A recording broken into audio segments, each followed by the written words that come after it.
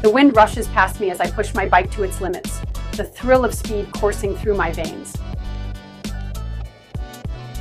I can feel the adrenaline pumping as I navigate the twists and turns, each pedal stroke propelling me faster. The world blurs around me, and I'm in a zone where nothing else matters. Every cyclist knows that moment when you hit that sweet spot. Your heart racing, the tires gripping the pavement, and the sheer joy of flying down the road. It's not just about speed. It's about the freedom that comes with it.